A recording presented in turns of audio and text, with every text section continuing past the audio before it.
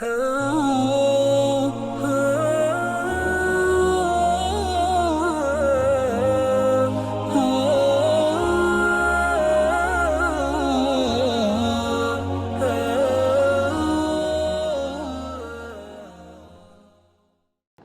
صاحبہ میرا آپ سے سوال نمبر 6 یہ کہ سود کی لعنت ہر دور میں قائم رہی ہے، تو اس کے بارے میں رہنمائی اگر آپ ہماری کر سکیں۔ جی، سورہ آل عمران کی آیت نمبر 131 اللہ تعالیٰ کیا فرماتے ہیں، یا ایھا الذین آمنوا لا تأکلوا الربا اضعافا مضاعفۃ واتقوا اللہ لعلکم تفلحون واتقوا النار التی اعدت للکافرین۔ اے لوگو جو ایمان لائے ہو، یہ بڑھتا اور چڑھتا سود کھانا چھوڑ دو اور اللہ سے ڈرو، امید ہے کہ تم فلاح پاؤ گے۔ اس آگ سے بچو جو کافروں کے لیے مہیا کی گئی، یعنی بنا دی گئی ہے نا۔ امیجنیشن یہ ہوتی ہے ہماری کہ پتہ نہیں کب ہم مریں گے، پتہ نہیں کب جنت بنے گی، کبھی کب جو ہے وہ دوزخ تیار ہوگی، لیکن بار بار اللہ تعالیٰ قرآن میں کہتے ہیں تیار کر دی گئی ہے۔ ہوا یہ تھا اصل میں اس سے جو پہلے آیات ہیں اسی پارے کے اندر، اس میں غزوہ احد کا بہت تفصیلی ذکر ہے، مسلمانوں نے جو غلطیاں کی تھی اس میں، اور اس کے اندر ایک غلطی اس میں یہ بھی تھی کہ جو مال غنیمت جب ان کو نظر آیا تو انہوں نے اپنی اپنی پوزیشنز چھوڑ دیں اور اس کو وہ اکٹھا کرنے میں لگ گئے۔ اس کی وجہ سے یہ ہوا کہ وہ جو جیتی ہوئی جنگ وہ ہار گئے نا۔ تو یہاں پہ اللہ تعالیٰ نے یہ چاہا کہ مسلمانوں کی اصلاح کے لیے اس زر پرستی پر، جو مال و دولت کی ایک جو محبت تھی، اس کے اوپر بند باندھنا ضروری ہے۔ تو فوراً ہی پھر یہ سود خوری کی بات آ گئی، اور قرآن کے بیشتر مقامات پہ اور بھی آئی ہے نا۔ تو یہ ہے کہ سود میں کیا ہوتا ہے کہ انسان دن رات ہی سوچتا رہتا ہے اب اتنا بڑھ گیا، اب اتنی پرسنٹیج بڑھ گئی نا۔ تو اللہ تعالیٰ یہ چاہتے ہیں کہ وہ لالچ ختم ہو۔ حضرت جابر رضی اللہ عنہ سے روایت ہے کہ انہوں نے کہا کہ رسول اللہ صلی اللہ علیہ وآلہ وسلم نے فرمایا، سود کھانے والے، کھلانے والے، لکھنے والے اور اس کے دونوں گواہوں پر لعنت ہے، اور فرمایا کہ گناہ میں یہ سب برابر ہیں۔ عملی نکتہ کیا ہمیں پتہ چلا کہ سود حرام ہے، اس سے بچیں اور اس لعنت سے بچیں نا۔ اور یہاں پر سود کے لیے آگ کی وعید بھی سنائی گئی ہے نا۔ اللہ تعالیٰ نے بتایا کہ جو سود کھانے والے ان کا ٹھکانہ آگ ہوگا۔ تو یہاں پہ یہ عملی انکار کی ایک شکل ہمیں نظر آ رہی ہے نا۔ اللہ تعالیٰ ہمارے لیے آسانیاں پیدا فرمائے۔ ڈاکٹر صاحبہ میرا آپ سے سوال نمبر 7 یہ ہے، الحمدللہ ہم سب مسلمان ہیں، تو کیا ایک مرتبہ کلمہ طیبہ پڑھ لینے سے ہم جنت میں داخل ہو سکتے ہیں؟ جی، حدیث میں اس کی خوشخبریاں بھی دی گئی ہیں ہمیں، اور کہ ایسا ہے، لیکن بہرحال اس کی تفصیل یہ ہے کہ اگر ہم اس کو اور گہرائی سے سمجھنا چاہیں کہ عمل شرط ہے۔ آیت ریفرنس 142، اللہ تعالیٰ فرماتے ہیں، ام حسبتم ان تدخلوا الجنۃ ولما یعلم اللہ الذین جاہدوا منکم ویعلم الصابرین۔ کیا تم نے یہ سمجھ رکھا ہے کہ یوں ہی جنت میں چلے جاؤ گے، حالانکہ اللہ تعالیٰ نے تو ابھی یہ دیکھا ہی نہیں کہ تم میں کون وہ لوگ ہیں جو اس کی راہ میں جانیں لڑانے والے اور اس کی خاطر صبر کرنے والے ہوں۔ تو یہ معاملہ اتنا آسان نہیں جتنا نظر آتا ہے، محنت شرط ہے، عمل شرط ہے۔ اللہ تعالیٰ تو یہ چاہتے ہیں نا کہ کھرا اور کھوٹا سکہ جو ہے وہ سامنے آ جائے، تو اللہ تعالیٰ اسی لیے ہمارا امتحان لینا چاہتے ہیں، اور اللہ نے امتحان کے لیے ہمیں اس دنیا میں بھیجا ہے۔ اللہ تعالیٰ یہ دیکھنا چاہتے ہیں کہ کون زیادہ محنت کرتا ہے اور کون وقت ضائع کرتا ہے۔ علم حاصل کرنا، اس کو آگے پہنچانا، حلال روزی کمانا، پھر دین کی دعوت دینا، یہ سب جہاد ہے۔ اور جہاد کی جو ایک برانچ ہے وہ قتال ہے، ٹھیک ہے، یعنی محاذ پر جا کے لڑنا۔ اس کے علاوہ حکومت اسلامی یعنی اسلامک اسٹیٹ کا قیام، یہ بھی ایک جہاد ہے۔ ہم اس کے لیے اپنا تھوڑا سا حصہ ڈال سکتے ہیں اپنے عمل سے، اپنی کوششوں سے نا۔ جس جس کو اللہ تعالیٰ نے جتنی صلاحیت ٹیلنٹ دیا اور جتنا اسپیکٹرم اس کو دیا ہے نا، اس حساب سے وہ اپنا حصہ ڈالے گا۔ حدیث میں رسول اللہ صلی اللہ علیہ وسلم نے فرمایا اللہ کو بلند ہمت اور بلند عزائم والے انسان بہت پسند ہیں۔ تو کیا پتہ چلا کہ ہمت نہیں ہارنی نا، چاہے جیسے بھی حالات ہو۔ پریکٹیکل پوائنٹ دیکھ لیتے ہیں، عملی نقطہ، امتحان شرط ہے، دنیا میں بھیجنے کا مقصد بھی ہے یہی ہے، اس لیے کمر کس لے، کل سے نہیں، آج سے نہیں،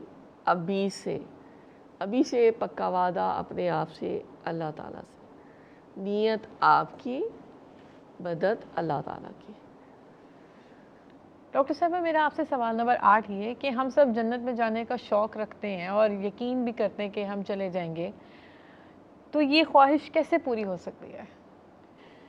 یہ خواہش اللہ تعالیٰ ہمیں للکار کر سورہ آل عمران کی 133 آیت میں فرما رہے، وَسَارِعُوا إِلَىٰ مَغْفِرَةٍ مِّن رَبِّكُمْ وَجَنَّةٍ عَرْضُهَا السَّمَاوَاتُ وَالْأَرْضُ اُعِدَّتْ لِلْمُتَّقِينَ۔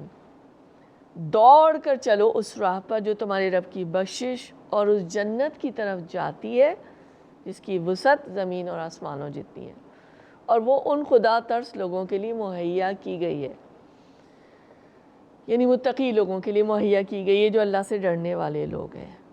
تو اب کیا کریں ہم؟ اپنا فضول وقت ضائع کرنے کے بجائے اپنے ٹارگٹس کو سیٹ کریں کہ ہم کیسے اللہ اور اس کے رسول کو راضی کر سکتے ہیں، اور اللہ کی جو مغفرت ہے وہ ہم کیسے پا سکتے ہیں، جو کہ آلریڈی متقین کے لیے تیار کر دی گئی ہے۔ ٹھیک ہے، تو یہ بات ہے۔ اب ایک حدیث ہے جس کے ذریعے سے جو میرے دل کو بہت ہی زیادہ چھوتی ہے اور بہت ہی لاجیکل ہے۔ اس میں رسول پاک صلی اللہ علیہ وسلم نے ہمیں 5 چیزیں بتائی ہیں۔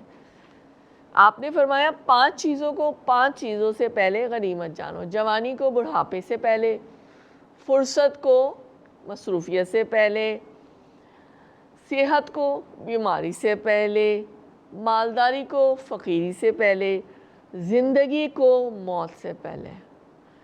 تو اب دیکھ لیں، میں جوانوں سے ہی مخاطب ہوں، تو جوانوں کے لیے سوچنے کا مقام ہے کہ اس جوانی کو اللہ کی راہ میں نہ کیش کر لیں۔ منیر نیازی نے کیا خوب کہا ہے کہ گھر بنانا چاہتا ہوں، میرا گھر کوئی نہیں۔ تو ہمارا گھر کون سا ہے؟ آخرت ہمارا گھر ہے، ٹھیک ہے نا۔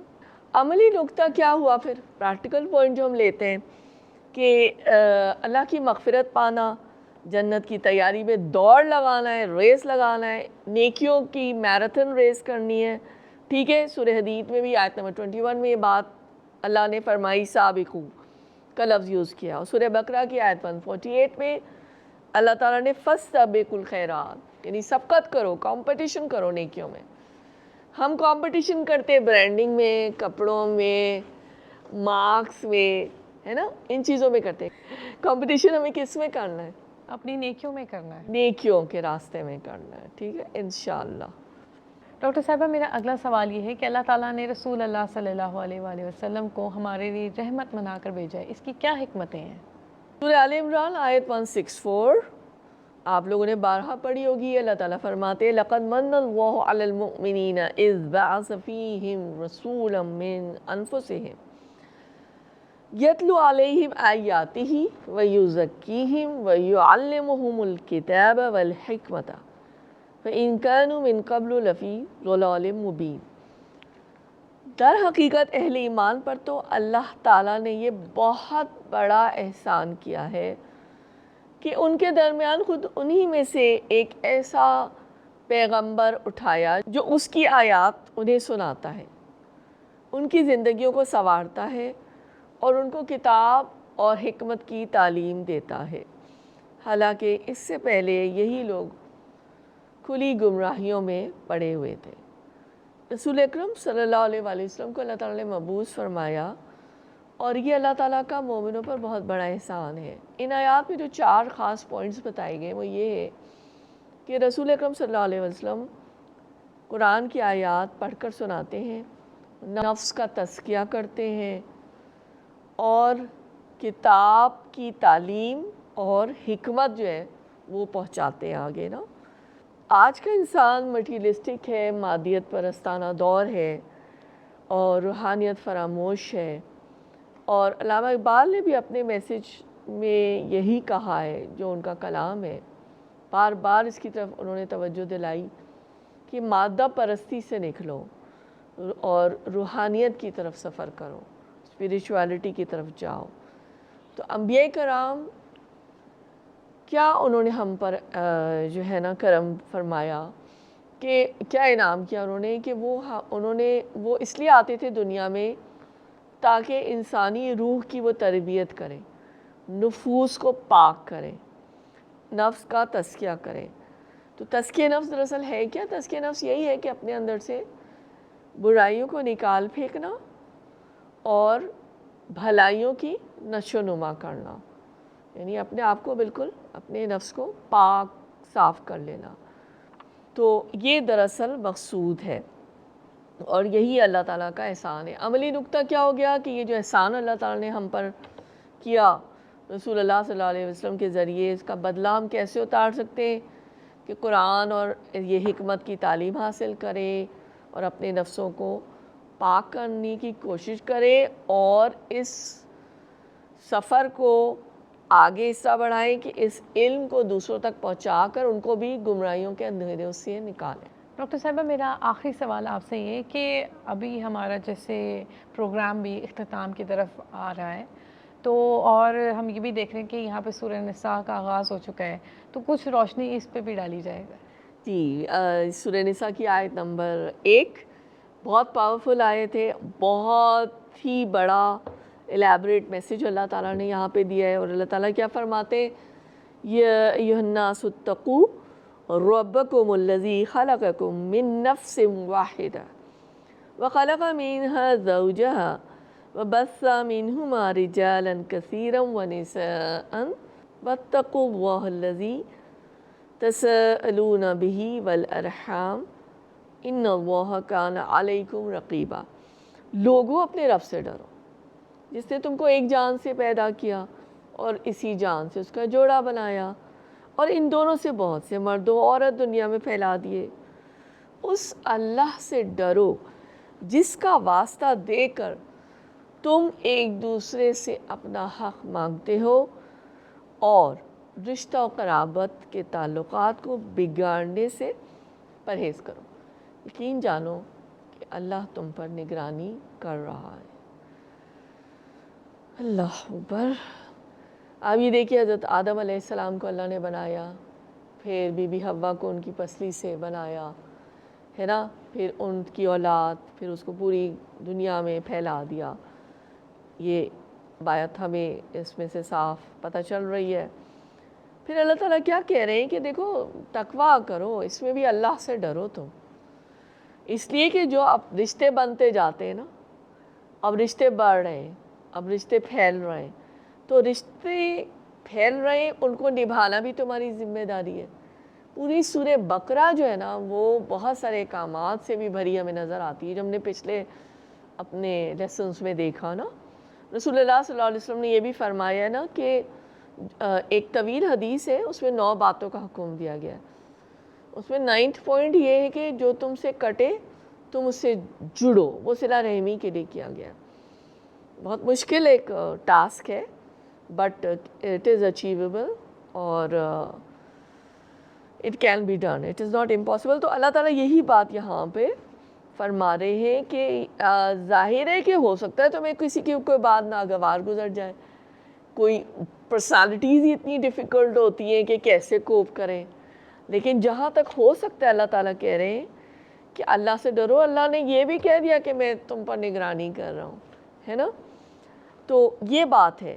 دیکھیے بات یہاں پہ نٹ شیل یہ بتایا ہے اللہ تعالیٰ نے کہ family is a basic unit of a society, right.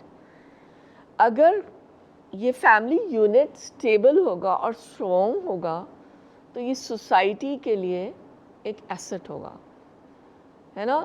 اور ڈفرینٹ فیملیز، بہت ساری فیملیز جب اس طرح اسٹرانگ ہوں گی تو ایک فیملی سسٹم سوسائٹی میں اسٹرانگ ہوگا، اور جیسے جیسے یہ دائرہ پھیلے گا وہ سوسائٹی اسٹرانگ ہوتی جائے گی.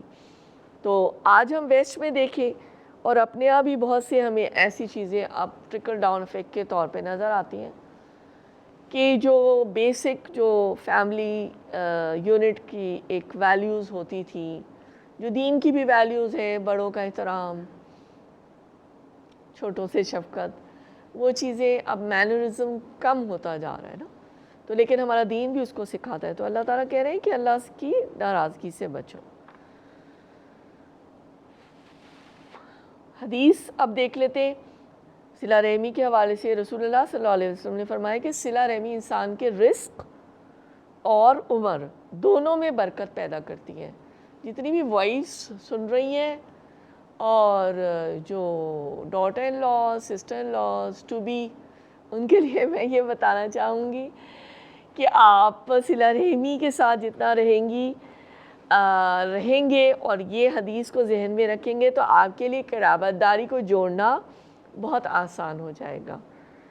تو پریکٹیکل پوائنٹ یہی ہے کہ رحم یعنی یہ جو رحم کے رشتے ہیں، جو صلہ رحمی ہے، اس کو مضبوط کریں، قائم کریں، اللہ سے ڈریں، تقویٰ کا دامن ہاتھ سے نہ چھوٹنے پائے.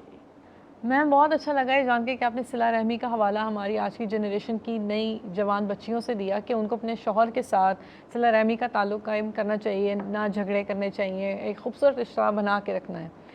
تو اور جس سے یہ بھی ہے کہ ہماری سورہ نساء کا آغاز ہو چکا ہے اور اس سے مزید 10 سوالات ہم جو ہے اگلے پارے میں کریں گے.